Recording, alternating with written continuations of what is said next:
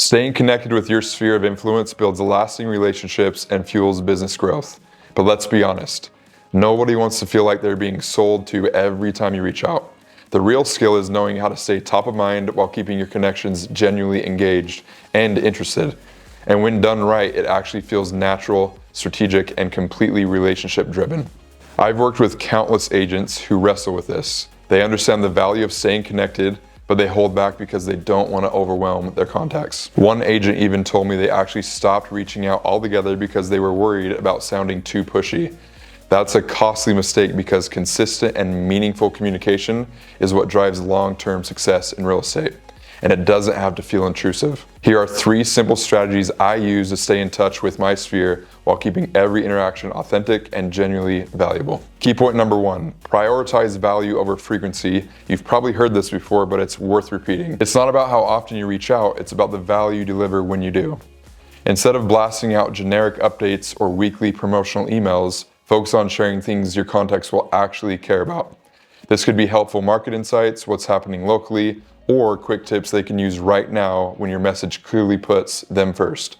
People naturally stay more engaged when you do that. For example, if you notice interest rates starting to drop, that's a great time to send a quick email explaining what it can mean for them as buyers or sellers. Key point number 2, mix up your communication channels. Not everyone likes to be contacted the same way, so mix it up. Some people prefer email, others respond better through text, and some engage most on social media. When you vary how you communicate, your message is more likely to be seen in the way your contacts actually prefer. Send a quick personal note through Instagram, share helpful content on Facebook, or drop a thoughtful handwritten card in the mail for milestones like birthdays or anniversaries. A simple way to stay organized is to use your CRM to track conversations and know each contact's communication preferences. Keynote number 3, be consistent, not overbearing. Consistency is what really counts, but that doesn't mean you need to reach out every single day. The goal is to find a steady rhythm you can actually stick to, whether that's monthly, every couple of weeks, or quarterly. A simple monthly market update or a light check-in can go a long way and keep you on their radar without feeling like too much. Additionally, something as easy as, hey, just wanted to see how you've been. If you need anything in real estate, I'm here to help. Every few months keeps the relationship warm and natural. So there you have it. Staying in touch with your sphere of influence doesn't have to be uncomfortable or overwhelming.